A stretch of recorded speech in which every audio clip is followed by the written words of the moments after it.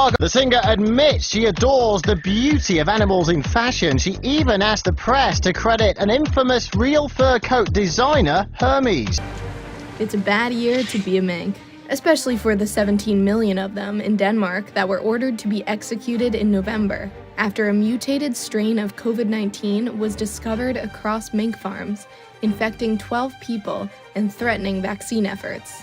Farmed mink are also extremely vulnerable to infections in general.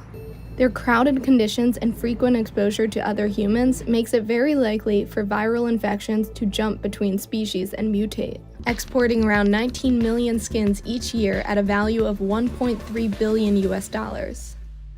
Now fingers are pointing at the Danish government for totally botching the cull and illegally ordering killings outside of the mandated infected zone. Videos have circulated Danish media showing the mishandled cull, including footage of mink still alive in a bin of dead mink.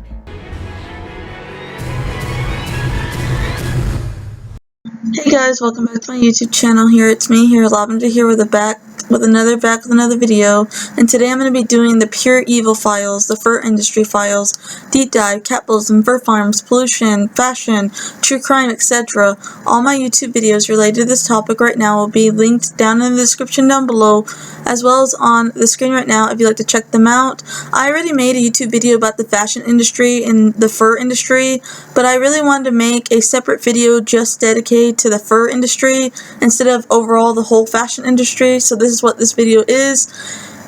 This video, I'm not going to be talking about indigenous people who wear fur. I'm only going to be talking about the fur fashion industry as a whole, so let's get started in this YouTube video. The fashion industry also relies heavily on the exploitation and oppression of non-human animals, from the production of goods using wool, fur, leather, silk, horns, and feathers. The industry uses animal body parts to create products. The process of turning non-human animals into fashion items to sell is a violent, labor-intensive process. The Animal Welfare Act, despite its name, provides no significant protection to farmed animals whose bodies are used for food, furs, or skins, while animals are tortured and murdered on a massive scale to produce these goods and products. And not just that, but also like the fur industry, each year around 100 million animals are bred and killed to supply the fashion industry's hunger for fur coats.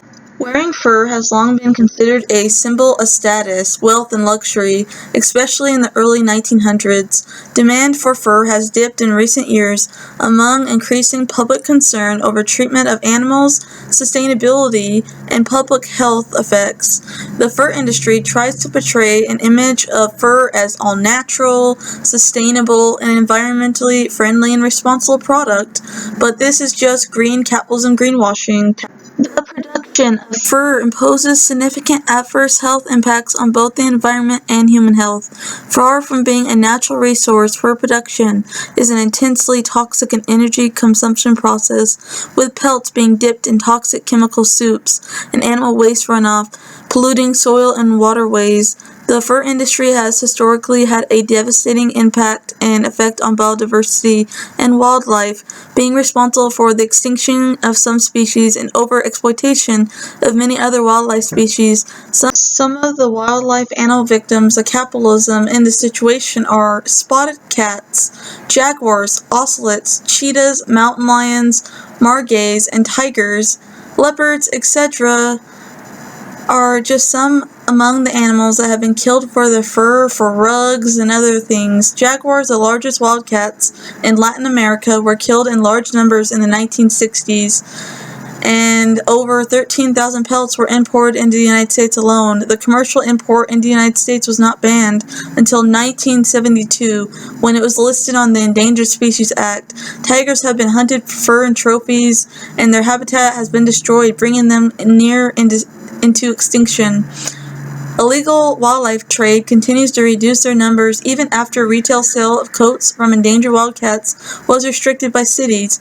97% of the world's tiger population has been wiped out over the last century. Other animals, including the koala, the kangaroo, and platypus, have also been victims of the fur trade. However, there are growing awareness of the need to protect these endangered animals. In 1970, the Masson Act of New York State was enacted. It banned the sale of snow leopard, snow tiger, ocelot, margay, red wolf, Venera, polar bear, and cougar skins.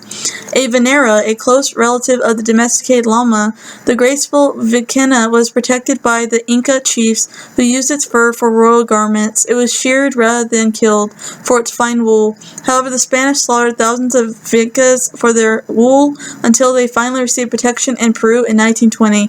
Between 1950 and 1970, about 400,000 of these were killed, even though legally protected existed. Otters of South America have been nearly, exterminated by the fur trade. In Europe and the United States, otters have been greatly reduced by fur trapping. Their short, glossy fur commanded a high price for many years. Some species have recovered substantially but have a low genetic diversity that makes them more vulnerable to catastrophic events such as environmental changes and infectious disease pandemics. Ammonia emission per animal from mink houses and mink farms is at least double that for broiler chickens. Denmark was once the world's largest mink farm producer, contributing 40% of the global mink supply, but the industry is re-emerging after a fraction of its previous size, after all of Denmark's 15 million farmed mink and other animals were culled and killed due to the outbreaks during the COVID-19 pandemic. Many farmers have now chosen to walk away from this industry. The fur trade's role in spreading zoonotic diseases. It has long been known that zoonotic diseases which originate in animals can jump from humans back into animals, have been a prime source and vector for pandemics. With COVID-19, the most recent example, what is less known is the role the global fur fashion trade industry plays in spreading the diseases. In response, the Danish government ordered the destruction of 17 million farm-raised minks, while a hazy and possibly illegal burial disposal process of 10,000 tons of animals led to further fears of disease spread. The rapid spread of the SARS virus infections between mink farms demonstrates that these farming systems do represent a risk for transmission of the virus. It has also been demonstrated that farm workers have infected mink and vice versa, therefore a zoonotic risk is also present. There are about 1.7 billion viruses in the world, which an estimate 600,000 are likely to be zoonotic. The way many wild animals live on farms, including fur factory farms, are kept in close proximity in small cages, can easily facilitate the rapid transmission of microorganisms. Not only traditional fur coats, but increasingly real fur trim hooded jackets, the real pom-poms used on hats, beanies, gloves, shoes, and a range of other clothing and accessories. Animals bred for their fur, such as foxes, rabbits, raccoons, dogs, and minks, are confined in small, barren wire cages for their entire lives, and they suffer from emotional distress. When their pelts are at their prime and ready, before they are 1 year old, these animals are gassed in gas chambers or anally electrocuted with an electrical rod. The rich celebrities such as Kim Kardashian or Lady Gaga, for instance, support the fur and fashion industry and brag of their bougie capitalism lifestyles and the aesthetic online. Lady Gaga went on to say that animal fur is an art piece and was quoted saying, "You see a carcass, I see a museum piece of Del Resistance." According to most estimates, around 80,000 chinchillas who are farmed for fur annually in Europe alone, and the production of one coat requires 150 to 300 of these small rodents, who are also popular pets in many parts of the world. In July 2020, the Humane Society of the United States released footage from 11 fur farms in Asia, the world's top producer of fur. The investigation showed caged raccoons, dogs exhibiting repetitive, stereotypical behavior, zoonosis, foxes beaten repeatedly over the face with the head with a metal bar, and foxes cut and skinned alive while still alive and clearly moving. Minks are the animals most likely to be farmed for their fur. They are solitary creatures in the wild. However, at fur farms, they are forced to live in close quarters. Instead, multiple minks have lived in a tiny wire cage. This is extremely stressful for the creatures.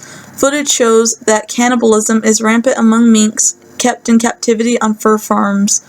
Horrifyingly, some of these injuries were infested with maggots. The animals were also distraught that there was several sickening instances of self-harm and self-mutilation in these animals. After minks, foxes are the second most widely farmed species in the fur industry, with an estimated 4 million killed each year for their pelts each year. An estimated 2 million dogs and cats are killed for their fur annually. Some of these animals are bred and raised on fur farms, while others are reportedly captured strays or stolen pets on the street. One fur coat requires the killing of 10 to 12 dogs, or as many as 24 cats. The latter are sometimes killed by strangulation, while dogs have been known to be hung by their necks with metal wires and cut across their groins. Angola rabbits are also bred for their fur, and this prompted The Guardian to explore the question, can Angora production ever be ethical? Rihanna is also compliant in capitalism atrocities going on in the fur industry as well, for fashion.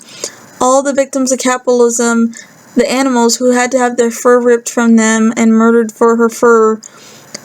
Once again, there have been capitalist pigs boasting about having no sympathy for the animals that they're farming in the fur industry. The celebrities are selfish, and, capitalism breeds psychopathy into our society. Capitalism creates psychopaths. Rihanna's appearance at the Met Gala wearing her yellow $700,000 fox fur dress, a gross display of capitalist pig gluttony. It was handmade by a Chinese woman, Rihanna was quoted in saying about her dress.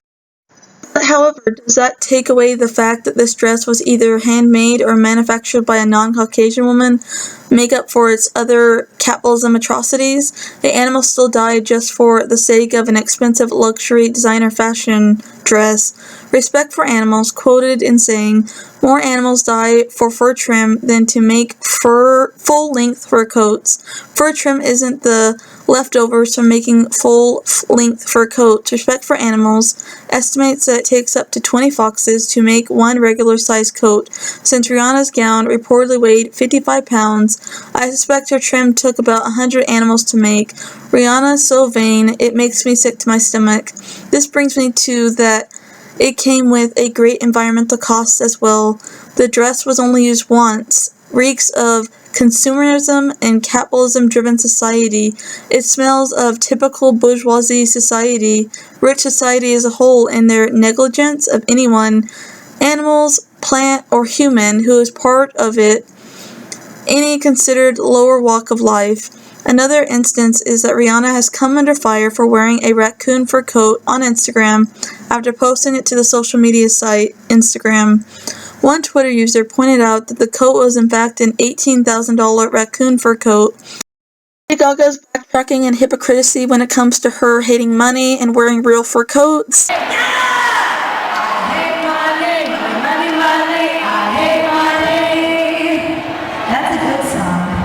Gaga, who has a history of buying expensive real fur coats over the years, and also all while claiming she doesn't care about money.